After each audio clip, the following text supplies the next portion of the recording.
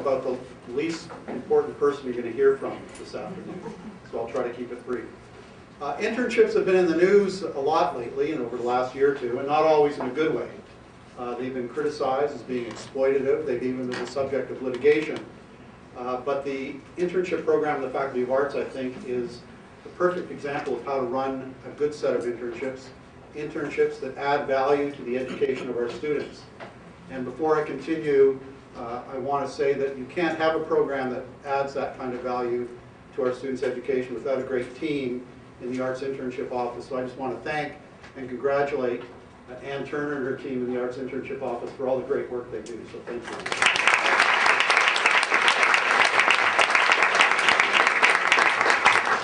You're going to be hearing a little bit more about the growth of the Arts Internship Program in a few more minutes from our special guest this afternoon. But I just want to say that not only has the number of students who have been participating in the program increased dramatically over the last 10 years, not only has the amount of money that we're able to award to our students as a result of the wonderful generosity of our donors increased tremendously over the past 10 years, but we've also increased the scope of the program. From the original Arts Internship Program, I guess what I'd call Internships Classic, which was largely centered around international internships with NGOs. We've grown it to include the Arts Research Internship Award Program that connects undergraduate students in the Faculty of Arts with professors and lets them understand the connection between their undergraduate education and the research mission of the faculty in the university. We've added a third component a few years ago that's in early development, the Externship Program, which has much more of a private sector focus. The idea here is to team up current art students with graduates of the Faculty of Arts who've been successful in the private sector, particularly in entrepreneurial activities, to help them learn what led them to that kind of success. And this fall we announced a fourth component, a collaboration between the Arts Internship Office and the new Digital Humanities Center. And I just mention it here, the Digital Arts Engine, because the deadline for applications to that is on October 1st, so in 1 week. So I want you, if you're interested, to go to its website and learn about it.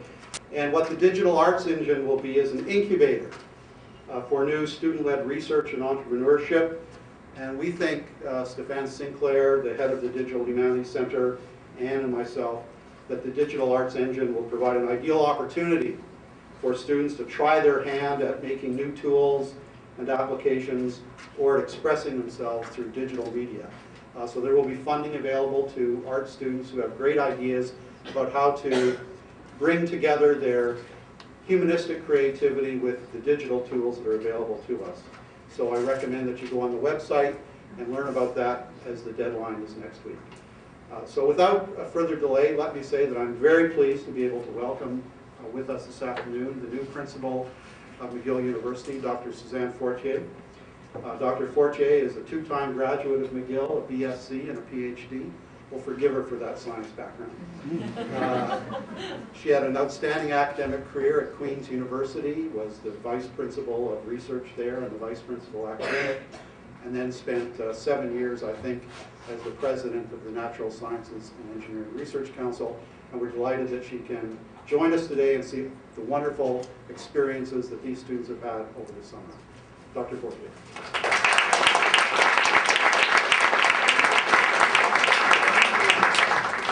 Good afternoon, and bonjour, and welcome. Thank you so much for being here today with us to take part in this great, great event. Allow me to express my thanks for all of you who came from outside of McGill to participate today. All of you who actually had long journeys to get here from as far as London, England. We're so thrilled to have you amongst us, and also, of course, so much grateful for the contributions you're making to this program. Thank you. You know that a lot of this would not happen without your help and your support. I've been in the job now for less than a month, so I'm still in my learning period. I'm still rediscovering, because I was a student at McGill, I'm still rediscovering McGill, and it is fantastic. So let me share with you a few things I've learned about the Faculty of Arts. Of course, it's the largest and the most diverse faculty at McGill. There are 7,000 students in the faculty at the undergraduate and graduate level, 18 academic departments, so think of the variety of topics that people study and do research in this faculty. There are 20 interdisciplinary programs and a School of Social Work.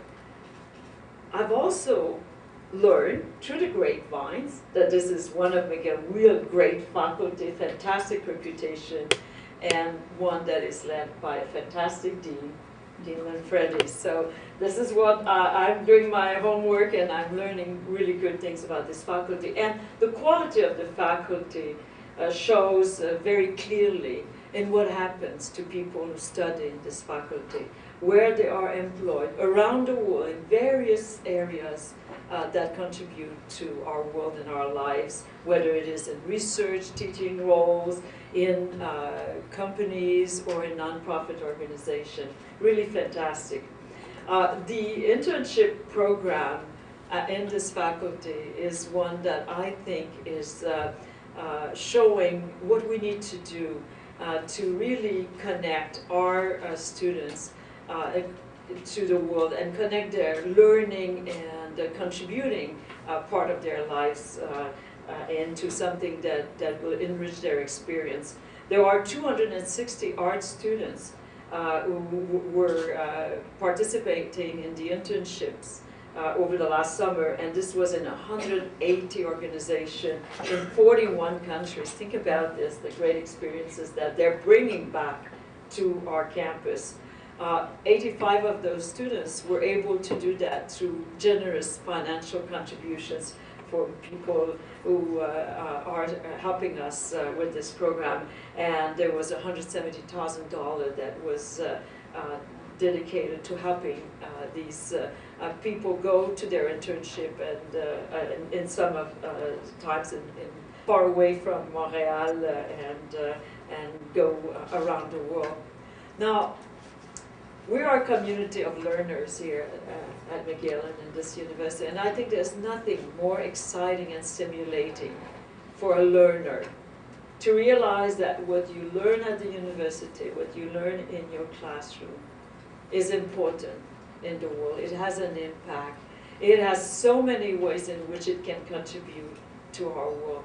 And in fact, what you learn opens yourself to so many ways of contributing, not only to Montreal, Quebec, Canada, but everywhere in the world. And I know, like you, I cannot wait to hear them tell us about their experience. So again, merci beaucoup for being here with us this afternoon, and let's hear from our panel here sharing their experience of what they did in their internship program. Merci beaucoup.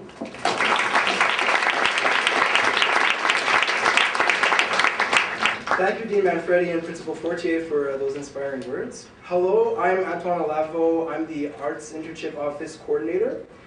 We're here today to celebrate the achievements of our art student interns, but it's also an opportunity to highlight our 10th year of helping art students and get ready for internships around the globe and here at home. This afternoon, we'll be learning more about what they accomplished this summer and how their internships help shape their future goals. As you can see, I was once here in this very room 7 years ago, ready to break the ice. So I know how our next presenter must feel. That's why I'd like to ask you to join me in giving a warm welcome to Beverly Sartfeld.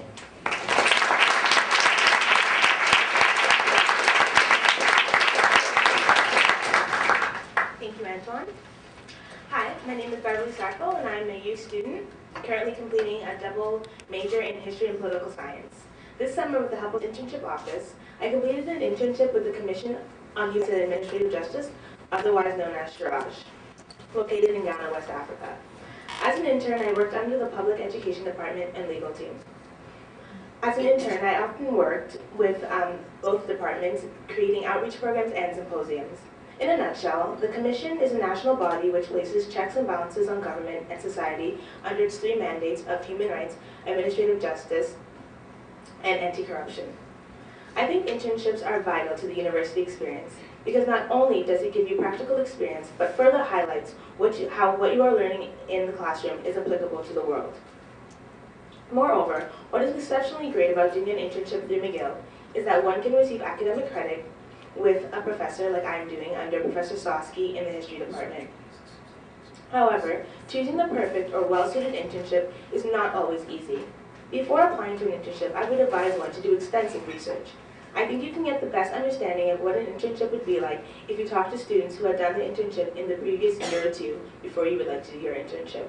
However, one should always keep in mind that internships change from year to year due to funding, so something that one of your colleagues recollected as his or her favorite part of their internship may not be a part of the internship when you start to intern.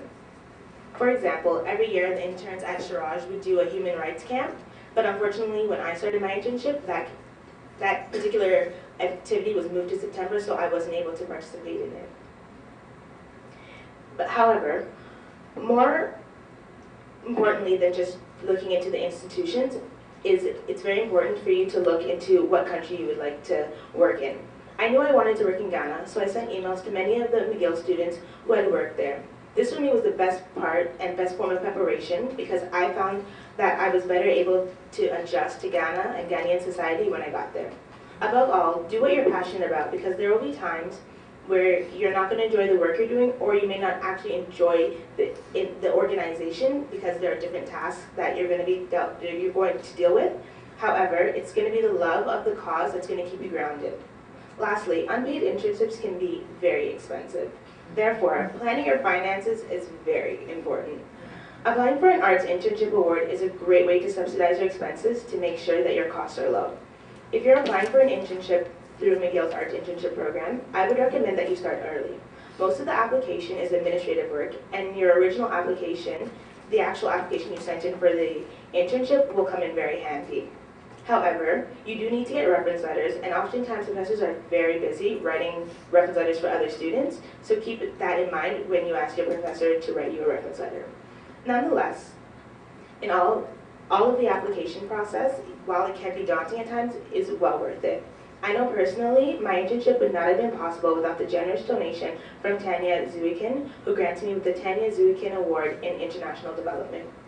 While she could not make it here tonight, I would sincerely like to thank her for her generous donation. All in all, I would highly encourage those of you who are interested to pursue an internship. It has been one of the greatest and most rewarding experiences of my undergraduate degree.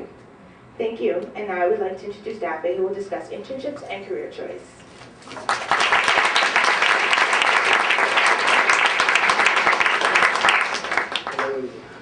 Good evening, everyone. My name is Daphne Okutu. I'm a political science and history student here in my final year at McGill. And for the first time this summer, I took advantage of the Arts Internship Office and applied for an internship at the Canadian Consulate General in Detroit. The Detroit Consulate is a mission of the very recently renamed Department of Foreign Affairs, Trade and Development. And working at the consulate is an incredible opportunity for anyone who's thinking of a career in public service or international relations. And that sort of describes me pretty well. I've been interested in that kind of stuff since my first lecture of Poly 244. But the field is obviously extremely broad, and in terms of career options, I kind of came into this internship interested in learning what it was like to take part in Canada's international public service. I wanted to learn what kind of skills and credentials were useful for that, but most importantly, I wanted to know if I liked it, and I did. So a little about the consulate. It's in charge of 4 American states, of Michigan, Ohio, Indiana, and Kentucky, which are responsible for 10% of Canada's trade to the world, and interns work in foreign policy and diplomacy services or in business development. And while I was there, I was in the latter, which consists of trade commissioners, and my responsibilities were mostly attending industry events, meeting company executives, promoting Canadian investment. I wrote briefings on companies, I sat in on conference calls and meetings, and talked to a few Canadian clients. And while some workers at the consulate are regular staff, few of them are foreign service officers, which are what you more traditionally think of when you're thinking of diplomats. And so they get stationed to different countries for 2 years at a time. And learning a lot from my coworkers who were willing to answer my many questions. I learned a lot about their career path, the time they spent in the Middle East, in Northern Africa, Germany, and in all these great American cities. And combined with my really interesting work that I was doing there, I was able to do a lot of research on alcohol licensing laws by Canadian provinces, labor laws, the honeybee industry, like lots of very random things that I was very excited to be able to do. And so that interesting work combined with what I heard from my coworkers really made me enjoy the idea of working in international public service. So I can't exactly say yet whether my internship this summer has chosen my career for me, but because I still have a few years ahead of me before I'm thinking of that.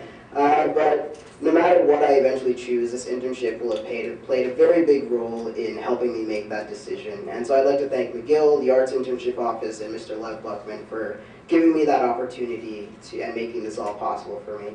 And now I invite Melissa to talk to you about somewhere a little more sunny than Detroit.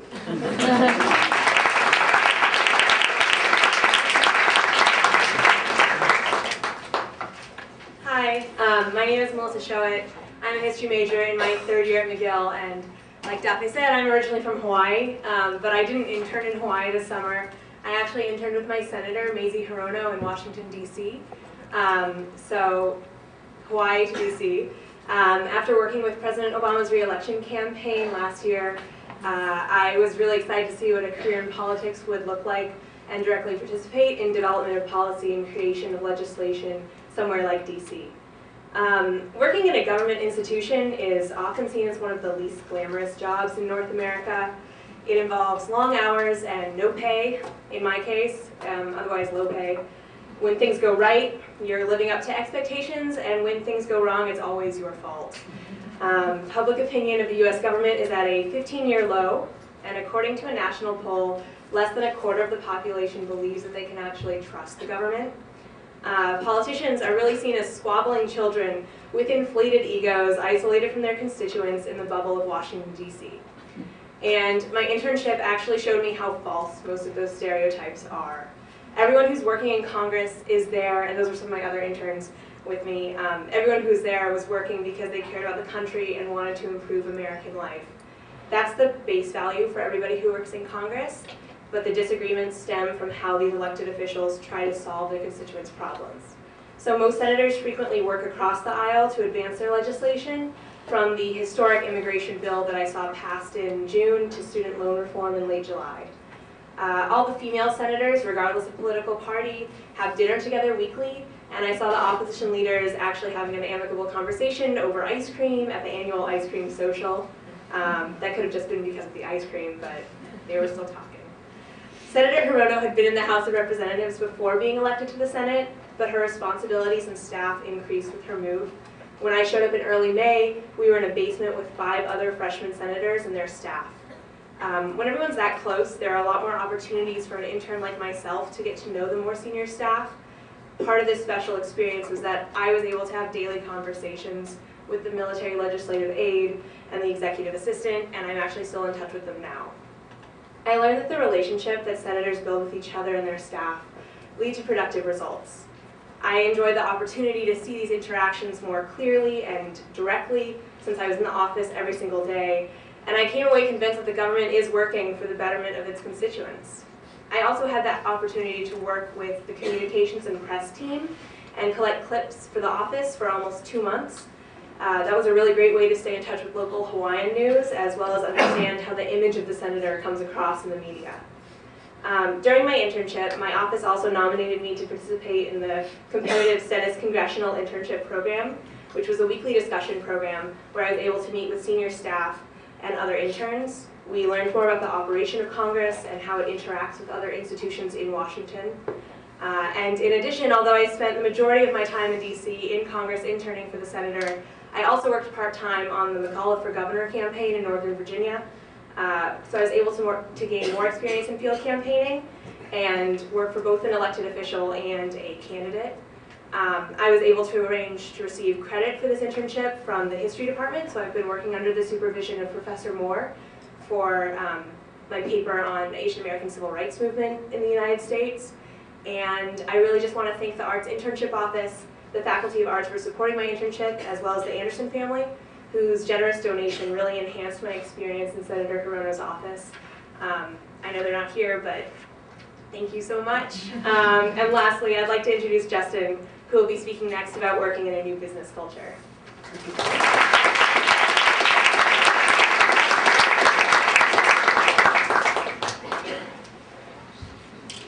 Thank you, Melissa. Good afternoon and welcome.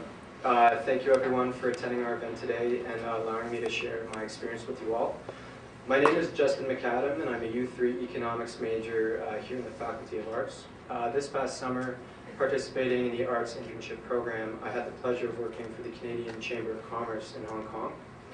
In today's global economy, Hong Kong is certainly, if not the center, then one of the largest and most vibrant centers for trade and finance on the planet. And today I'll discuss what it was like working for an NGO in that environment and what it was like day to day as an intern. The official description of the Canadian Chamber of Commerce in Hong Kong is a proactive, non-government body that provides an extensive networking platform for over 1,200 members with business interests in Canada, Hong Kong, mainland China, and the broader Asia-Pacific region.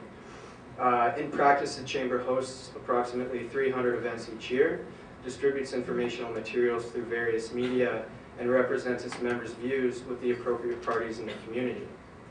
Now, for an intern, what does all of the above really entail? Firstly, it involves a commitment to serving an extensive client base, over 1,200 members, but further a responsibility to deliver a value proposition or a service to help those members build their careers, businesses, and ultimately profit in those regions that I mentioned. A typical day for myself this past summer would involve some of the following. I would arrive in the office around 9 a.m. and we would start our day by cold calling prospective members and arranging meetings with them in order to secure their business. Some of these companies included Google. That was interesting. We would also follow up with our existing members, gauge their satisfaction, and resolve their challenges. When we weren't interacting with members directly, we supported routine operations and focused on enhancing our product. For myself specifically, this involved tasks like creating a social media strategy for incorporating LinkedIn, managing client information to consolidate 2 databases, and one of my larger projects, launching the Chamber's new website. As I mentioned earlier, the Chamber hosts 300 events per year, and day to day during my stay, I attended in some capacity every single one. One notable event was the Chamber's annual ball, with its theme this year of Hockey Night in Hong Kong, leading up to the ball. Leading up to the ball, we were privileged enough to work with the Calgary Flames and Montreal Canadiens franchises to both promote hockey in Hong Kong, but also bring a small piece of Canadian culture. My experience at the Chamber was certainly life-changing. It was a unique and invaluable opportunity that introduced me to both an impactful organization as well as a new culture to do business in. I would like to extend my most sincere thanks to Scott and Christy Daniels for making my experience possible through their generous donation, as well as the Arts Internship program for facilitating my placement. Lastly, I would like to thank you all for sharing your time with me, and anybody interested in discussing what it's like to do business in Hong Kong, please find me after the presentations.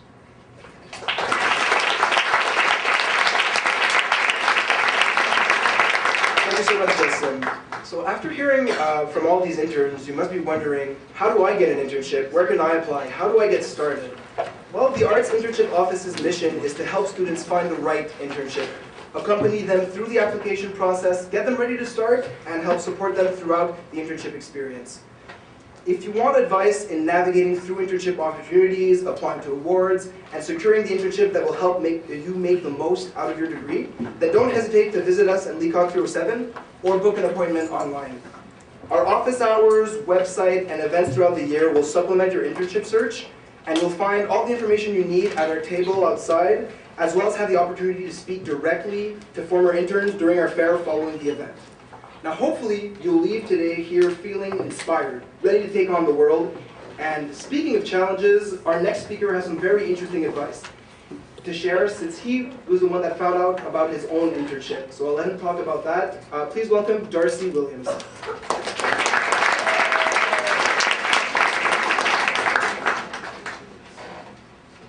Hello, everyone. Thanks, Antoine. Hi, everyone. my name is Thomas Darcy Williams, and I'm a third-year International Development Majors student with a triple minor, I know it's weird, Political Science, Environment, and Communications. I would first like to start out by thanking the Arts Internship Office and Faculty of Arts for making tonight event possible for all of our interns here today, and for putting together this lovely event. I'm here tonight to speak about my own internship experience this summer, where I spent nearly 2 months in Kathmandu, Nepal, with an organization called MaxPro, working with issues of child malnutrition, behavioral change communications, and public health. MaxPro is a non-profit social marketing firm that has been transformed into one of the major local implementing partners to many larger international organizations such as UNICEF, UNDP, World Food Program, World Health Organization, etc., etc. Specifically, I was assigned to MaxPro's Child Malnutrition Project in coordination with UNICEF, and I was sent to travel around the country collecting case studies for UNICEF and compiling a field visit report, including recording videos that I would later turn into a promotional video for the project itself. Now, I could probably stand up here and talk for hours and hours about how amazing this project was that aims to fight Nepal's persistent problem of child malnutrition, but I've been asked to speak specifically on the topic of future internship-seeking students finding their own internship project outside of McGill's network, as I did, slightly accidentally. To be perfectly honest, the way in which I stumbled upon this opportunity was quite lucky and fortunate. However, if I had not taken the initiative that I did, I would not be standing here tonight. Over a year ago, in June 2012, back in Washington, D.C., I went to a dinner with my mom and some of her colleagues and friends and a lot of people I didn't know. And I struck up a very interesting conversation with a Nepalese woman who had come that night as a friend of a friend who was in town for this global nutrition conference. Since neither of us knew anyone else at the dinner, we just started talking, and before we realized it, she found I had never been to Asia before, and she spent the rest of the night trying to convince me I had to visit Nepal. She kept telling me that if I ever wanted to visit, she could recommend a friend of a friend who would like to take a volunteer intern, especially from McGill. I was chucked by her eagerness to help me, but I didn't really think twice about it. Then fast forward to November, when every single person at McGill is already talking about their sweet internship they have for summer 2013, I realized that I should probably start worrying about this sooner rather than later. And I recalled that dinner conversation and I said, why not? So I reached out and contacted the woman that I met that night. Before I knew it, she replied to my email with an email of the CEO of MaxPro's contacts. Since I never had an internship before, I had no idea how to go about this process. I didn't really know what I was getting myself into, so I kind of naively just sent the CEO an email with my CV and why his organization appealed to my studies and why I would love to work for him that summer. And believe it or not, I had received an email back full of excitement of the possibility of MaxPro's first foreign intern, and I was given the position. The main point of this long story is that do not limit yourself to only the internships provided by the internship office, even though they are amazing and pretty diverse. I know a few friends that didn't get some of the ones that are on the website and didn't get some internships that were recommended to them by McGill and they just gave up, but everyone should really realize that these opportunities are all around us. Do not be nervous or doubt yourself when contacting an organization. And to be honest, don't be scared to go straight to the top of the organization. When I arrived in Nepal, my boss commented on how he never received such a direct internship request before and was impressed by my confidence that it showed in contacting him directly. So remember, never limit yourself and don't be scared to go straight to the top and to inquire about a possible internship position. Just because the organization does not have apply to be an intern tab on their website does not mean they won't take interns. So remember, I would like to end by thanking the Arts Internship Office for selecting me as one of the Alan Hodgson Award recipients, but more importantly, I'd like to thank Mr. Alan Hodgson himself, who's with us tonight, for giving me this wonderful opportunity, because without your generosity, I would 100% not be here, and I would never have gotten on that plane to Nepal in June. So thank you so much. And now we have Hannah, who's going to talk about unexpected challenges in your skill sets.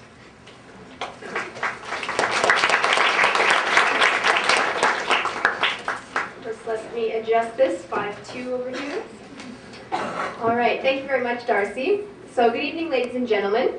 When I was sitting in the audience at this event last year, I was hoping to be inspired and to understand how an internship could benefit me and enrich my education. Now, as a fourth-year international development and anthropology student, I can tell you that the experience, if approached with positivity, enthusiasm, and professionalism, can be extremely fruitful, if not life-changing. My name is Hannah Quinn, and this summer I had the opportunity to intern as a coordination assistant at Equitas, the International Center for Human Rights Education here in Montreal. Equitas's program seeks to empower human rights workers, educators, policymakers, and youth with the knowledge, skills, and attitudes required to promote human rights values and to combat inequality. As a coordination assistant, I helped to plan, execute, and review the 34th annual IHRTP, International Human Rights Training Program. There were 7 of us in total, 7 interns, all with different jobs and responsibilities. Having a great deal of experience personally in event planning and fundraising, my job was to accrue sponsorships for anything that we needed at all for this program, be it pens, USB keys, catering, coffee, t-shirts, backpacks, printing, etc. Furthermore, I was responsible for 4 major events during the program, including a host family dinner, where the various members who were participating from all over the world had a chance to eat dinner with local families from Montreal, and an international dinner and dance for 200 plus people. Every detail for these events was my responsibility. As an internship host, Equitas has gained a reputation for being an organization with very high standards while providing real hands-on work and responsibilities to its interns. I did not expect the degree of autonomy that was granted to us as interns. On the one hand, this was excellent because I had to dive in head first. I quickly gained a whole new skill set because of this fundraising position, and I now feel quite comfortable with these types of event planning situations. I learned that I'm quite comfortable with cold calling, public relations, and project management as well. Now, of course, with great responsibility, evidently comes a higher potential to make big mistakes. I learned the importance of being organized, but also very flexible.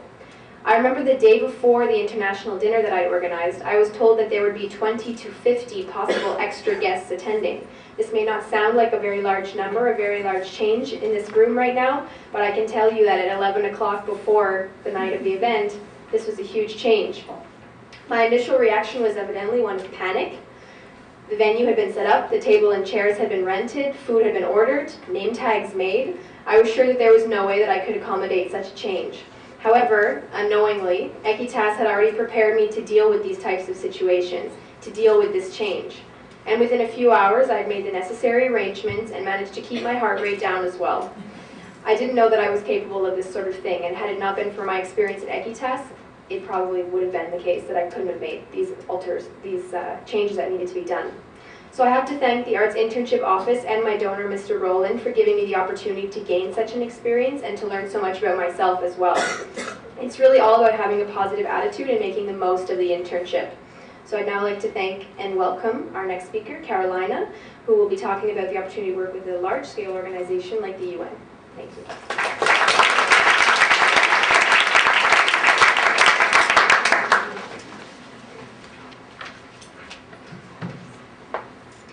Thank you, Hannah. Good afternoon. My name is Carolina Milan Ranchetti, and I'm in Honors International Development and Economics. This summer, I had the incredible opportunity of interning at the United Nations World Food Program Regional Bureau for Latin America and the Caribbean in Panama City. As an intern in the Vulnerability Analysis Mapping Unit, I was part of a team that works on mapping the regions that are vulnerable to food crisis, and also organizes surveys to assess food security emergencies and prepare relief operations.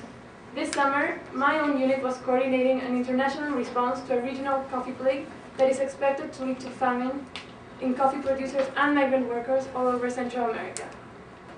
One of the highlights of my experience was working in a large organization and witnessing cooperation between national governments and the UN, as well as different UN agencies. I was amazed by the dozens of units that work on very specific tasks, but all of them fit together as pieces of a puzzle that help achieve the organization's larger mission. If you're doing an internship next year, I would recommend getting to know more than your supervisor and the people in your unit. I would encourage you to try to have lunch with different people in the office and find out what work they do and how they started working there. By doing this, I learned that the people who work from the UN come from all sorts of backgrounds, from nutrition to finance to computer science to psychology, and I was really surprised by how many people don't even have master's degrees, but rather all sorts of different types of experience. Learning about my colleagues' backgrounds gave me a lot of perspective about what my own next steps might be. Another amazing part of my internship was partnering with a professor to receive credit for a research project. I would like to thank history professor Daviken Stupniki Gisberg for supervising my paper, which looks at the challenges of smallholder farmers and the role of agricultural cooperatives in promoting food security for them. Thanks to the project, I was able to get into the field and actually meet coffee farmers and cooperative leaders like the ones I was reading and researching about at the World Food Program. Thanks to the professor, I was also able to meet and learn from indigenous leaders in an indigenous province, which greatly added to my understanding of the cultural and political realities in Panama, even though it did not directly form part of my paper. A final word of advice for anyone considering an internship is once you're there, whether you're still in Montreal or in Panama or in Nepal, follow your passions and make that work with what you're doing. In addition to international development, my other passion is journalism, and one day after a long day of work, I saw on Twitter that the former MUHC CEO, Arthur Porter, had been arrested in Panama. And my heart skipped a beat because I had been following that story for the McGill Tribune for the entire year. So I, who have no contacts in the media world, tweeted at the Globe and Mail to see if they needed any translation help or any kind of help. I actually ended up co-authoring a story for the Globe and Mail. And that was an incredible experience that I would have never expected. And I think I learned just as much from working in the UN as from being a freelance writer for once. So overall, I could never have had the opportunity of going to Panama and working in such a major organization like the UN without the liaison and opportunity provided by the Arts Internship Office. I'm particularly grateful to Ms. Liz Gomery and Mr. Stefan Fuse for their generous award. Their contribution allowed me to cover almost all my expenses and enjoy the internship without worrying about a financial burden. Thank you for your time. I'd like to introduce the next speaker, Scott Laden.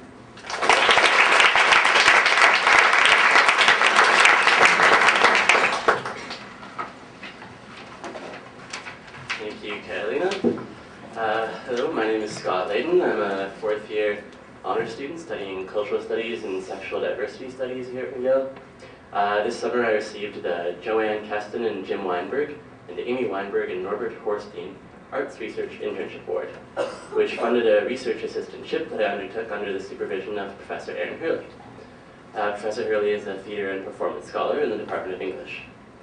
So before I tell you a little bit about my project, I wanted to thank the Arts Internship Office, especially Anne and Antoine, Dean Manfredi in the Faculty of Arts, and especially Joanne Keston, Jim Weinberg, Amy Weinberg, and Norbert Herstein for funding the award and for making my internship possible. So this summer, Professor Hurley and I worked on a project that attempted to investigate some of the historical roots of popular performance and theater culture in Quebec. We were wondering what popular entertainment forms that emerged in the 19th century in particular might be able to tell us about developing notions of a Quebecois national imaginary, Quebecois identity, subjectivity, geopolitics, and cultural dynamics. So most of our research was focused on a series of historical-themed wax museums that opened on the southern part of Saint Laurent Boulevard, an area that you might know better as the Lower Main, in the 1890s. Amidst celebrations of the 250th anniversary of the French settlement in this area. And we also made trips to the Musée Grévin, which just opened a couple months ago in the Eaton Center. And we're thinking a little bit about how this cultural forum, the Wax Museum, continues to fascinate us. So going into the project, I wanted to learn more about performance studies as an interdisciplinary research and writing methodology, and about how to ground performance theory in careful archival historical work, and this is exactly the kind of experience that I gained by the end of the summer. So my advice related to internships is to take advantage of the Faculty of Arts ARIA program, because it's a wonderful opportunity. Approach professors whose research program interests you, and don't be shy about asking if they're looking for help, for research assistance. In my experience, I was in a class with Professor Hurley last semester on queer theater in North America, and I'd also been interested in her research program for a while. I'd read her books and some of her publications, and frequented her office hours to talk about research and stuff a lot. So then one day in office hours, I asked her if she knew of any theater-related job opportunities for the summer, and she said, well, why don't we just apply for the ARIA award? So as you can see, it really pays off to get to know the professors who are doing the kind of work that you think you might like to do in the future, because you never know what kind of doors they might be able to open for you. So yeah, that's it. Thank you, and I would now like to welcome our next speaker, Lorenzo.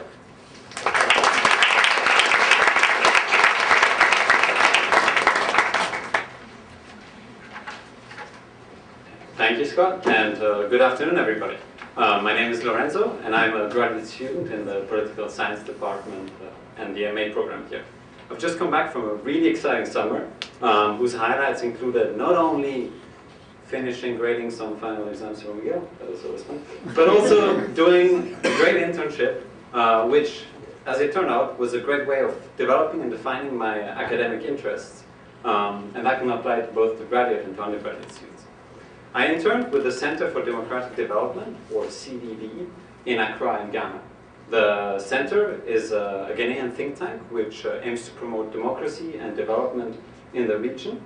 And let me tell you some things about them. Their main weapon is evidence-based research, whilst their main asset is a team of 45 really dedicated staff members from all over Ghana.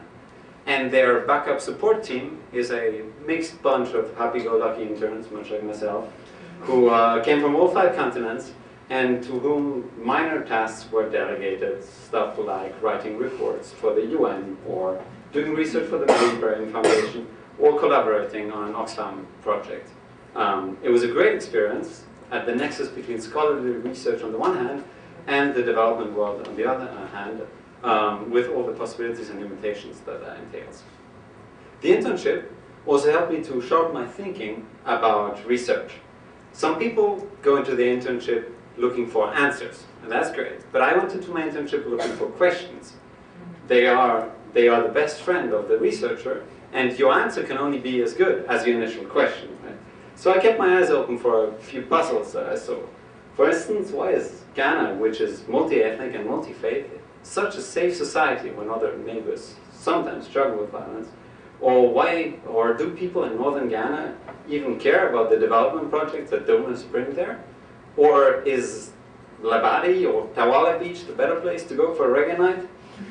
I mean, beyond such essential questions, internships are also a great way to build contacts in your field of interest.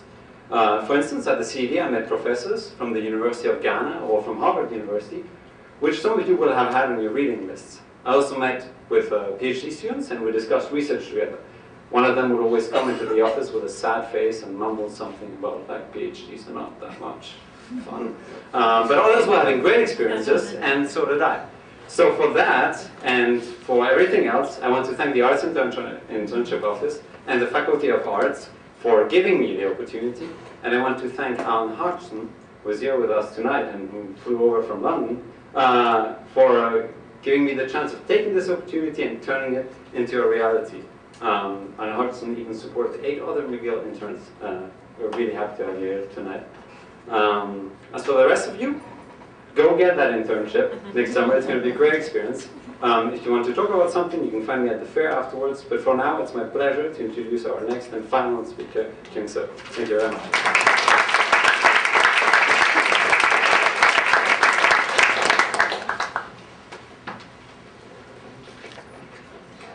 Hello everyone, my name is Councilman, and I'm a U1 Art History and English Literature student. This past summer, I interned for the Metropolitan Museum of Art in New York at the Cloisters. I'll start off my talk by providing some background about the Cloisters. Then I'll talk about what I did this summer, why I did it, and how you might also pursue a museum internship if that's what you're interested in. So first off, some background. The Cloisters is a branch museum of the Metropolitan dedicated to medieval art and architecture. Its mission statement encompasses not only maintaining its collection, but also encouraging and developing the study of the fine arts. Therefore, the museum is a place for public education and community enterprise, as well as a place for displaying art. So what was I doing to help fulfill this mission statement?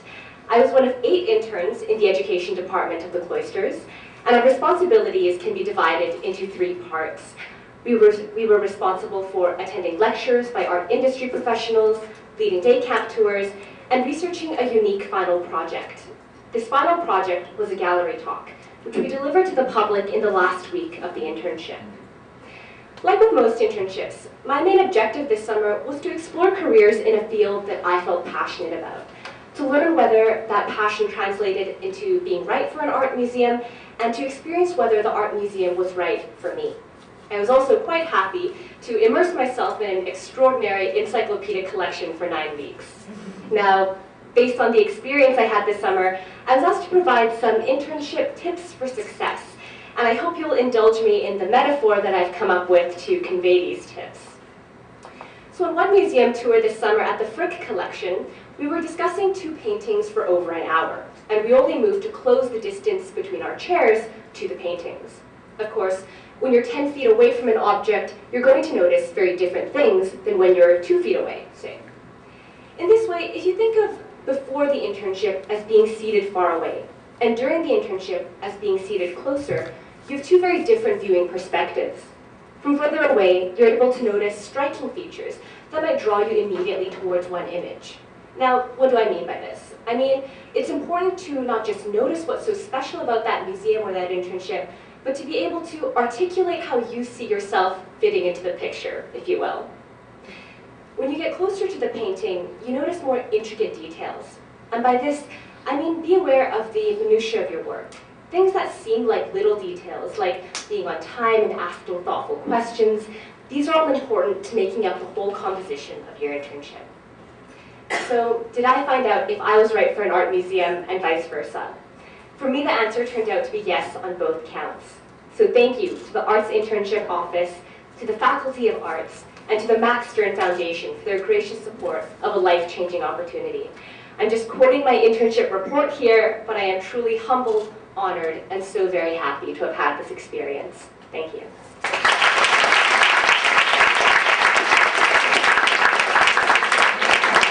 Thank you so much, Karen. What a great metaphor for the internship process. As this part of the event comes to a close, I want to thank the Faculty of Arts, Dean Manfredi, Principal Fortier, for their continued support of our program.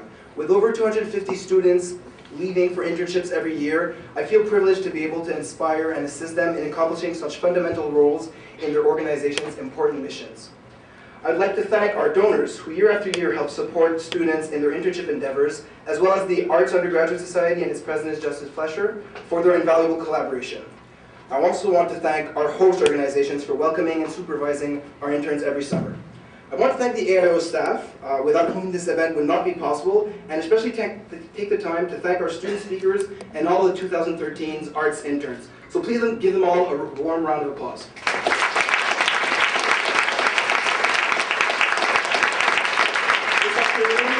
They took the time to share their experience, and we are happy we could help them achieve their goals.